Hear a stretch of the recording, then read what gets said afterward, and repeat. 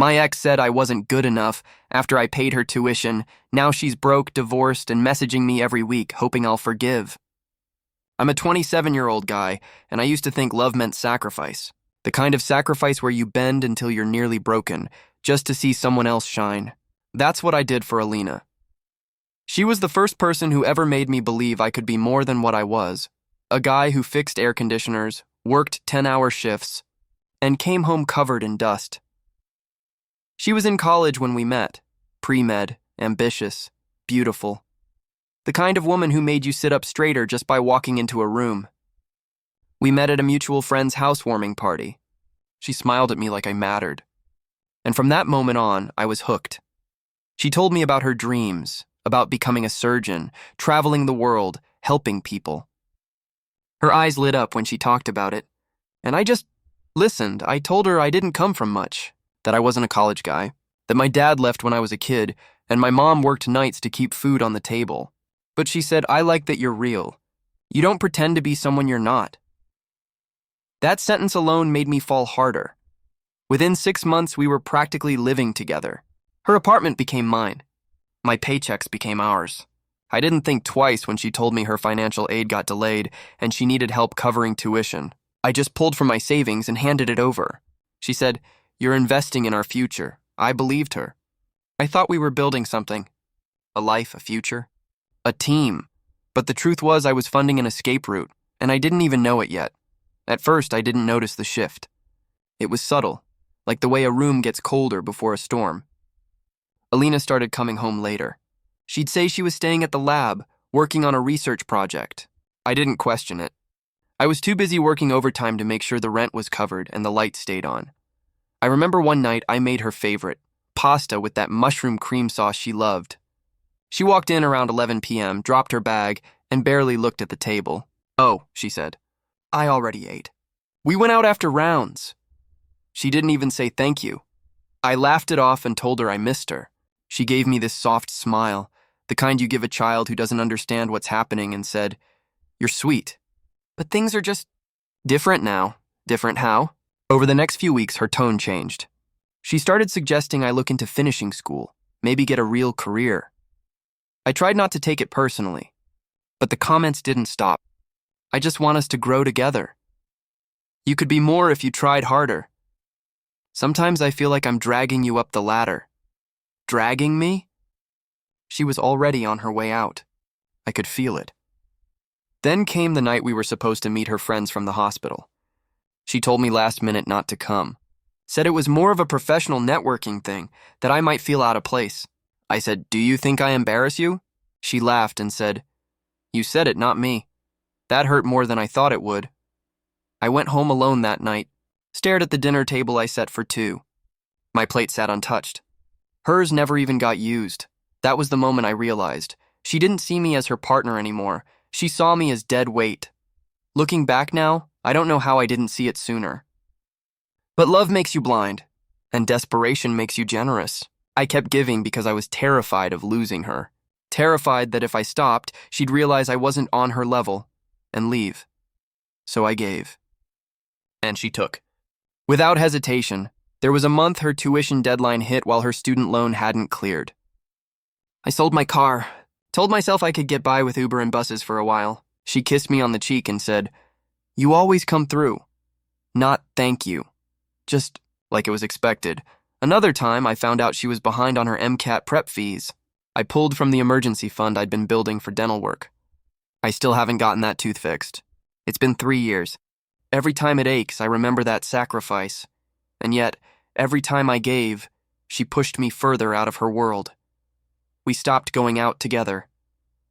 When I asked why, she said, you wouldn't enjoy it. It's all medical talk. Boring stuff. But I knew it wasn't about the conversation. It was about the image.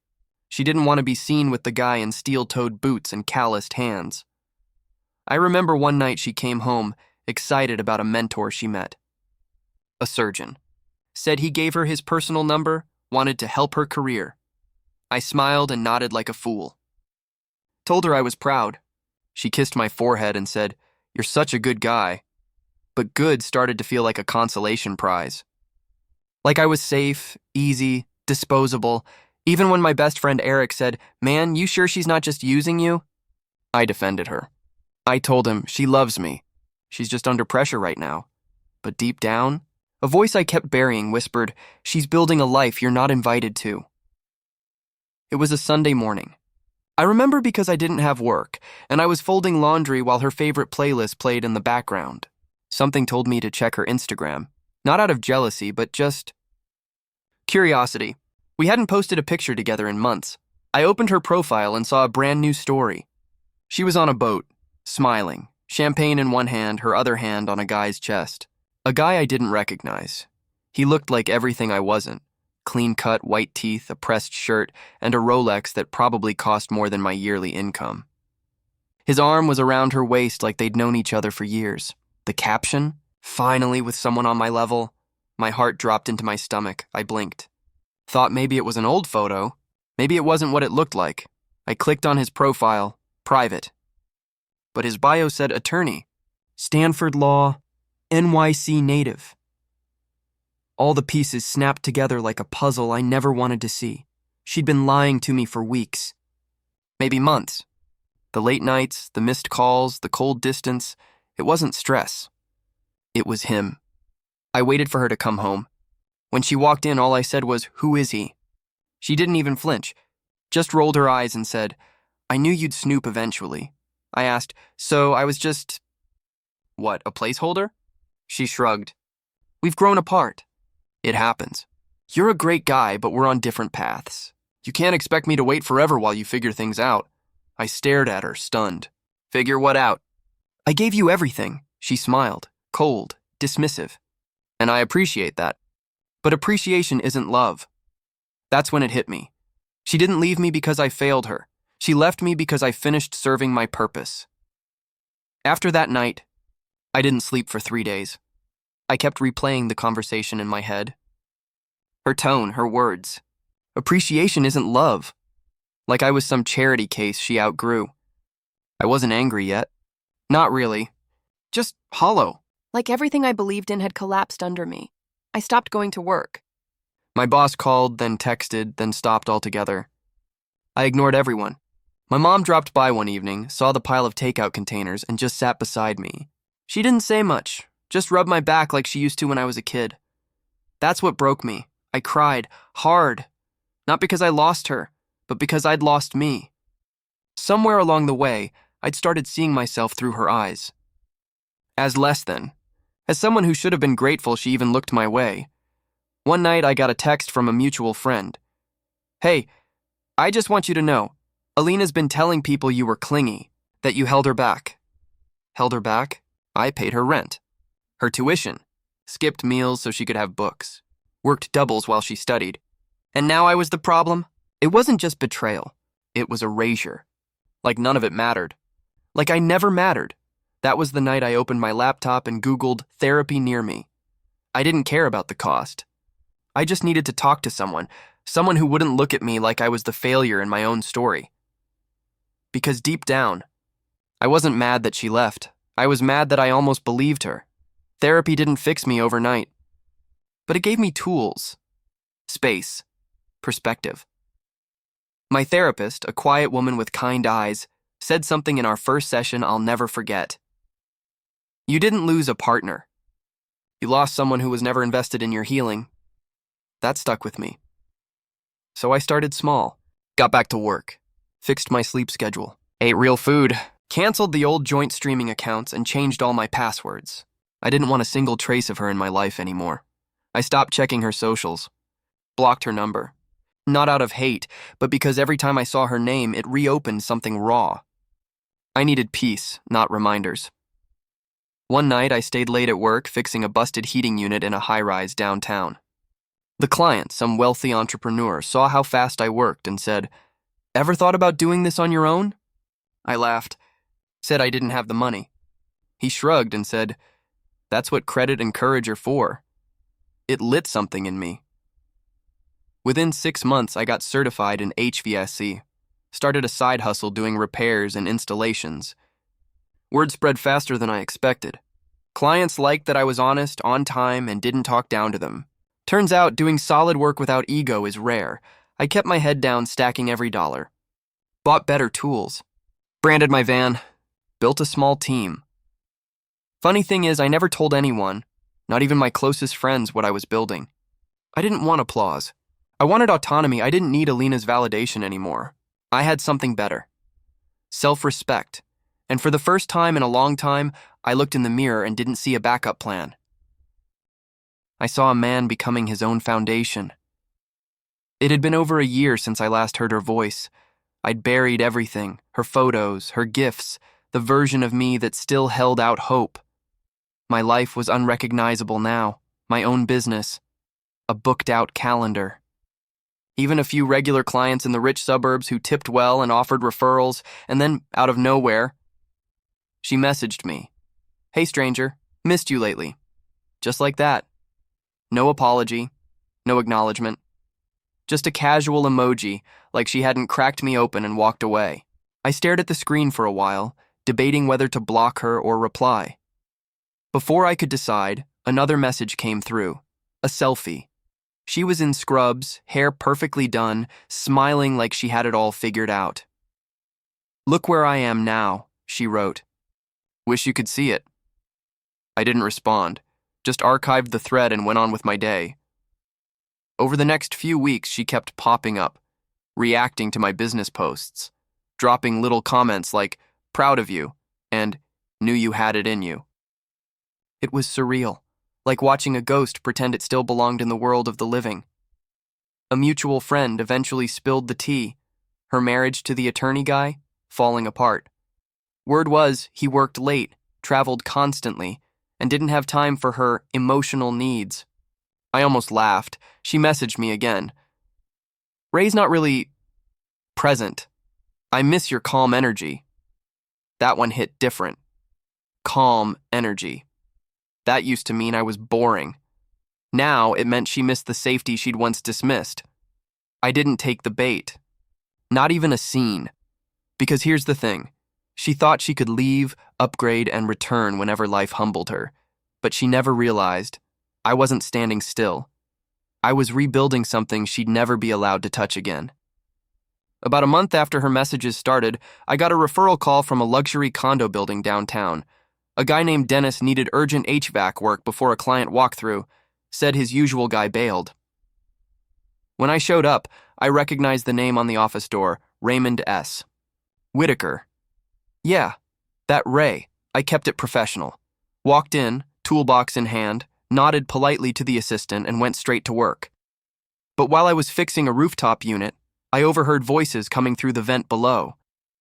"You need to get this under control, man," one voice said. "She's your liability now," Ray responded, sounding drained. "She's already ruined my reputation with that fake billing incident. Now she's threatening to leak texts if I don't pay off her credit card." I froze. Fake billing? Credit card debt? "She's already forged my name once," Ray continued. "I should have listened when people warned me. She plays innocent until she's in deep, then makes you the villain." My stomach twisted. I knew Alina could lie. But this was calculated, malicious. I finished the job, sent the invoice, and left without a word. But that conversation kept echoing in my head. The woman who once called me safe, who told me she was above my level, was now destroying lives in rooms I no longer occupied. And it hit me. She hadn't changed. She'd just changed victims. Later that night, I pulled up her old messages again, read through them with new eyes. The compliments weren't compliments. They were probes. The check-ins weren't care. They were tests. She wasn't reaching out because she missed me. She was circling back because I was the last man who hadn't turned his back on her, yet. 2 days after I overheard Ray's conversation, she messaged me again. This time, it wasn't playful. No emojis, no flirty undertones. Just, "I'm in a rough patch. I wouldn't ask if I had another choice." I sat there staring at the words, numb, the gall. After everything, after the betrayal, the humiliation, the months of silence, she had the audacity to come to me now? I didn't respond, but she kept going. "I know I messed up, but I'm not in a good place right now," Rent's late, work's unstable, my car might get repossessed. I'm not asking you to forgive me. I need help. Then came the voice note. Her voice cracked halfway through. You were the only one who ever really saw me. The only one who didn't expect perfection. I didn't realize how much that meant. Until I lost it. I should have felt vindicated. Should have reveled in the irony. But I didn't. What I felt was a slow, heavy sadness. Not for her, but for me. For the version of myself that once would have scrambled to save her. For the guy who thought love meant bleeding out quietly so someone else could fly. She hadn't changed. Her crisis wasn't a rebirth. It was a cycle. And I'd already paid the price of her last one. I read the message one last time, then deleted it. Not to be cruel, but because I wasn't her emergency exit anymore.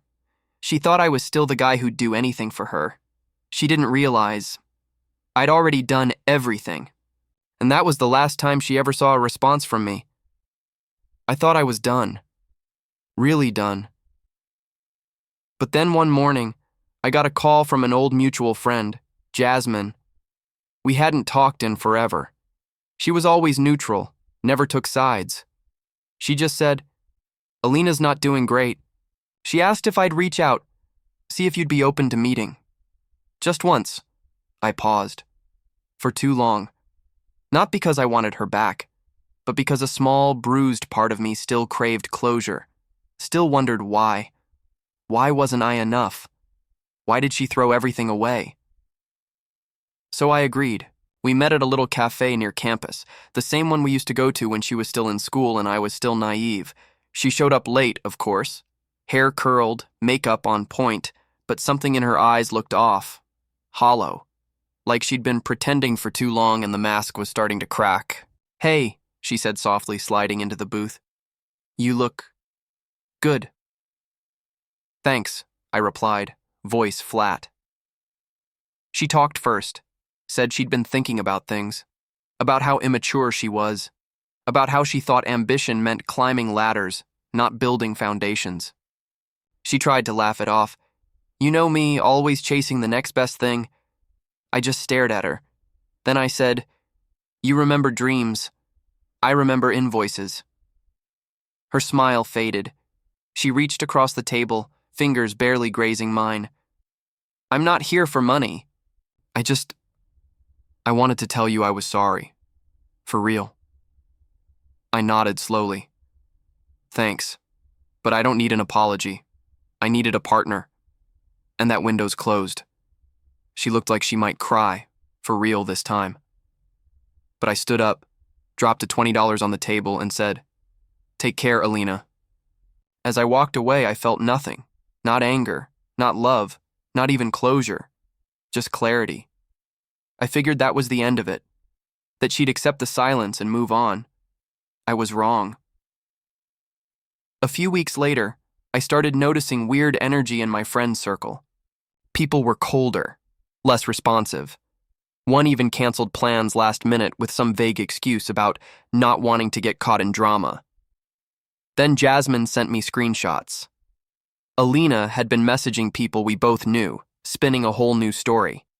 She said I'd been obsessed with her, that I begged her to meet, that I made her uncomfortable during our conversation.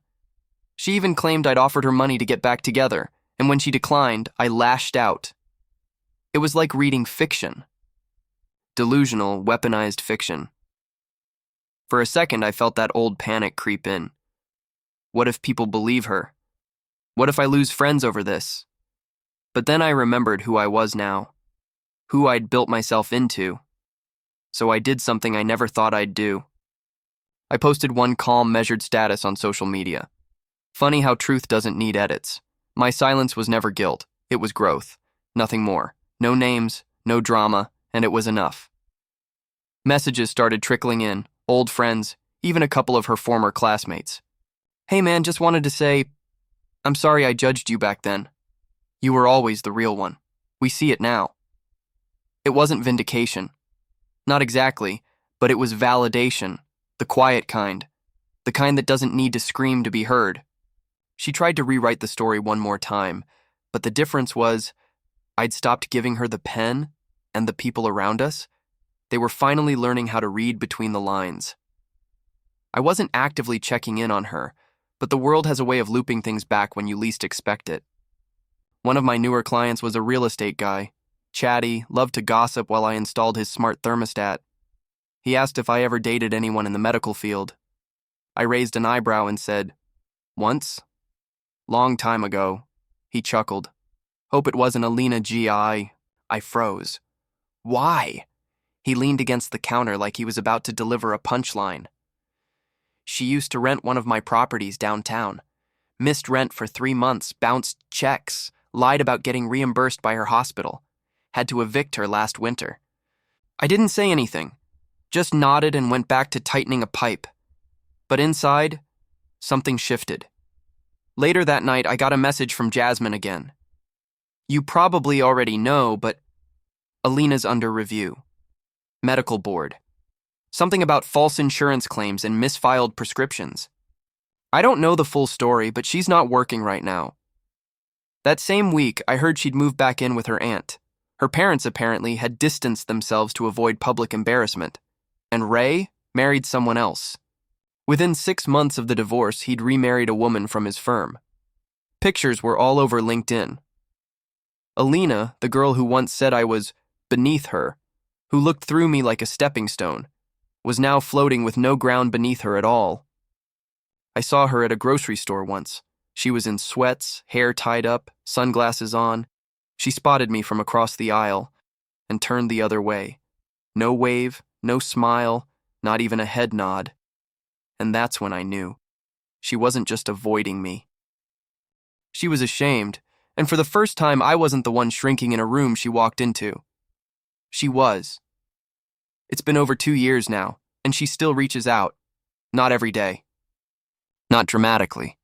Just quietly, like a knock on a door she knows won't open, but she keeps hoping anyway. Sometimes it's just a, "Hey, hope you're doing okay." Other times she sends long paragraphs about regrets and second chances. The worst are the one-word messages. "Please. Us. Why?" I haven't replied. Not once. Not out of bitterness, honestly, that's long gone. But because I finally understand that some chapters aren't meant to be reopened, especially when you're the one who had to crawl out of them. I scroll through the old thread every now and then. Not to torture myself, but to remind myself of how far I've come. The man who once begged for her love now owns his own business, has employees who respect him, and wakes up without that pit of dread in his stomach. She doesn't haunt me anymore. She lingers, and that's not the same thing. Jasmine told me she's been trying to make amends with people she hurt, that therapy's forcing her to confront the damage, that she wants to say sorry to everyone she burned along the way. I respect that, but I'm not on that list because I don't need an apology. I needed peace, and I found it when I stopped waiting for closure from the person who broke me. Her messages used to make my chest tighten. Now they just feel like static, faint echoes of a storm I already survived. She wants forgiveness. I've already given it, but forgiveness doesn't mean you hand someone the keys again. It's just means you lock the door behind them with love and walk away. Without turning back, there's a quiet kind of victory no one claps for. No standing ovation, no dramatic reveal, just waking up in a place you built with your own hands, realizing you're no longer hurting. That's where I live now. My company is stable. I've got contracts with local businesses, regular clients who recommend me without hesitation. I even hired 2 guys. One of them's fresh out of trade school. Every time I hand him a paycheck, I think about how far I've come from scraping by just to keep someone else's dreams alive. Last year, I bought a house. Nothing fancy, but it's mine. Paid the down payment in full. It has creaky stairs, an ugly kitchen, and a backyard that floods when it rains, but I love every inch of it. Because I earned it. Without shortcuts. Without begging to be seen. I'm dating someone now, too. Her name's Lena. She's not flashy, not dramatic. She listens more than she talks, and when she looks at me, I don't feel small. I feel steady, seen, enough. I told her everything about Alina, right up front. She didn't flinch. Just said, sometimes the people who break us are the ones who teach us how to rebuild. She was right. Alina used to tell me I'd never make it unless I reinvented myself, but I didn't need to become someone else. I just needed to remember who I was before I let Someone convinced me I was nothing. Now, when I see Alina's name pop up in my inbox, I don't feel rage or sadness. I feel gratitude, because she made room for a version of me who doesn't settle. And that version, he doesn't wait for permission to be happy. I used to torture myself with that thought. What did he have that I didn't? When Alina left me for Ray, I thought it was because I wasn't smart enough, or rich enough, or polished enough to fit into her world of lab coats and white tablecloth restaurants. For months, I convinced myself she found someone better. But now, I see it for what it was. She didn't upgrade. She just chose the mirror over the foundation. Ray looked impressive. He talked like a winner, dressed like a magazine ad, and moved like someone used to getting what he wanted. But substance, stability, depth, none of that came with the package. She was chasing status, not love. That's the thing no one tells you. People don't always leave for better. Sometimes they leave for shinier, for louder, for what looks good in photos and sounds good in brunch conversations. But what she never understood was that real love doesn't advertise itself.